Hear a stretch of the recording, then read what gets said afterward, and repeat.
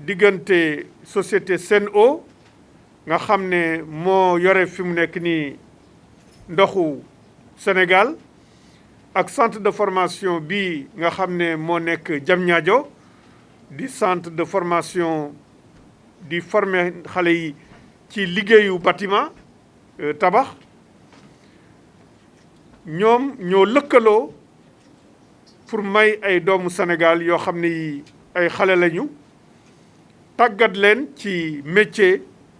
yi def plomberie mooy ñi nga xam ne ñooy liggéey ci mbirum ndox ci liggéey ci mbirum tuyau ñu def ko nag ci anam boo xam ne bii xale yooyu dañuy ñëw def ayubés fii ci centre de formation bi ba pare dem def beneen ayubés fële ci Sen'Eau mu am ku fa nekk xam liggéey bi di leen ko wan loolu dafa méngoo ak li nga xam ne moom le président Macky Sall bëgg mooy ñu am ay xale yoo xam ne mën nañu liggéey waaye xarañ nañu ci seen liggéey dafa méngoo tamit ak li mu bëgg mooy xale yi di am xëy am liggéey dafa méngoo tamit ak li nga xam ne moom la ñun ñëpp ku ci nekk di ko sàmm ci liñ la dénk mooy mu am lëkkaloo bu am ak entreprise yi ak centre de formation yi pour que lëkkaloo boobu mën di former ay xale yu am qualification yu baax looloo tax mook sama naataango Dame Diop mi yore ministère emploi formation professionnelle ak artisanat ñu ñëw fii tey pour wax centre de formation bu Diamniadio bi ak Sen'Eau di leen wax waaw góor di leen wax jërëjëf di leen wax ne loolu ngeen def méngoo nga ak politique gu gouvernement Sénégal. La rencontre d'aujourd'hui revêt à mes yeux un double intérêt. Certes, elle consolide le partenariat école-entreprise, mais surtout, elle consacre à l'aboutissement d'un long processus de cette collaboration qui devrait permettre d'atteindre des objectifs. Planifier la formation à partir des besoins exprimés par l'entreprise. Assurer une meilleure éducation entre la formation et l'emploi selon l'approche duale. Renforcer les capacités managériales et relever le niveau de compétitivité de l'entreprise. Pérenniser le transfert de technologie entre le centre de formation et l'entreprise. Monsieur le ministre, les défis de l'emploi et surtout du travail interpellent la plupart des pays en voie de développement. Confrontés par la problématique de la formation et l'insertion des jeunes, ce contexte nécessite une perpétuelle adaptation, mais également une disponibilité de ressources humaines bien qualifiées. Dans le contexte économique actuel, marqué par l'introduction et la généralisation de nouvelles technologies, l'internationalisation des marchés, l'âpreté de la concurrence internationale, le fait de pouvoir disposer d'une main-d'œuvre forte, à forte densité, de compétences diverses et flexibles constitue un avantage majeur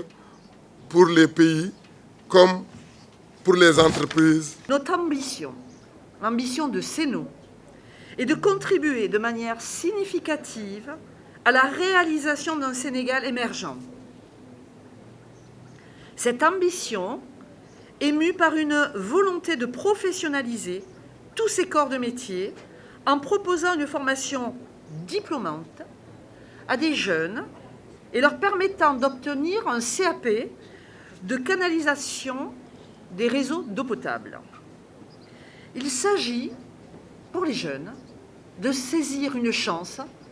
une opportunité d'avoir un métier et d'avoir un diplôme. Pour des gens qui n'ont pas envie de faire un cursus classique, on leur permet d'avoir une formation par alternance. C'est la première formation par alternance que lance Sen'Eau. Ça veut dire quoi, alternance? Ça veut dire que les jeunes, et peut-être aussi les moins jeunes, ceux qui ont envie d'une reconversion, feront une formation, une semaine en entreprise, une semaine dans l'établissement de formation. Ça permet d'allier les connaissances nécessaires au métier, les notions d'hydraulique, les notions de digital, les notions de sécurité, et d'acquérir l'expérience terrain lorsqu'ils seront la semaine avec leur tuteur, puisque chaque élève bénéficiera d'un tuteur, qui est un plombier de l'entreprise, dont la mission sera de l'accompagner pendant tout le parcours et surtout de lui transmettre le métier et l'amour du métier. Convention bi dina tax ñu jàngal métier plomberie xale yi directrice générale Sen'Eau wax na ko métier ndox métier la boo xam ne nii bu complexe la maanaam bu yaatu la te dañ ko war a jàng parce que bu yàgg ba léegi jàpp nañ ne tey képp ku nekk ci Sénégal di jàng plomberie laata lu jiitu centre bi barewul woon foo xam ne ni da nga ko fa jàng te muy métier boo xam ni métier bu complexe la métier bu ñu war a jàng la te fii ci centre bii ñu nekk muy centre BTP ñu fiy jàngale lépp lu jëm ci tabax ak li ko wër dañ ko tuddee pôle des métiers parce que am na BTP am na mécanique hors bord am na mécanique moteur am na centre d'entrepreneuriat te ëllëg ñi ngi waaj a ubbi centre sur le tourisme ak sur aviculture loolu nag dafa méngoo ak orientation président de la République bu mu bëgg xale yu bëri dem jàngi métier parce que comme ni ma koy faral di wax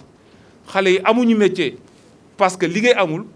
mais dañu amul liggéey mais parce que dañu amul métier donc loolu moo tax mooy ñëw rafetlu loolu convention bi nga xam ñu ko def parce que tey fii ci centre bi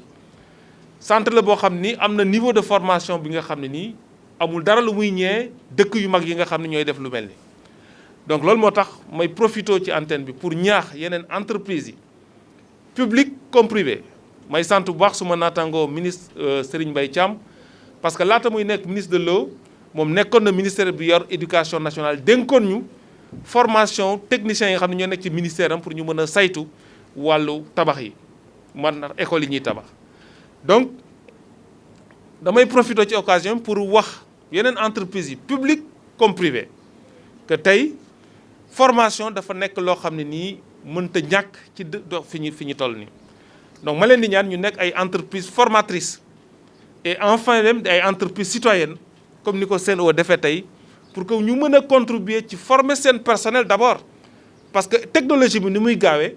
entreprise yëpp war nañ di def formation continue pour seen travailleurs mais pour ñu mën a aussi dugal seen loxo ci formation ndaw ñi pour que ndaw ñi mun a am métier mun a am liggéey donc maa ngi féliciter ñaari directeur général yi féliciter aussi les conseils d'administration parce que fii ci centre bi ñun partenariat public privé lañ fiy doxal pour instruction du président de la République ndax centre bi du centre boo xam ne dafa am directeur rek mu lonku ci ministère bi dañu jël conseil d'administration boo xam ne ni privé bi ñoo ko jiite le président du conseil d'administration mi ngi ni toog ñoom ñooy jokkoo ak directeur bi pour xool formation yi nga xam ne soxla nañ ko entreprise yi soxla nañ ko xale yi soxla nañ ko pour ñu mën ko doxal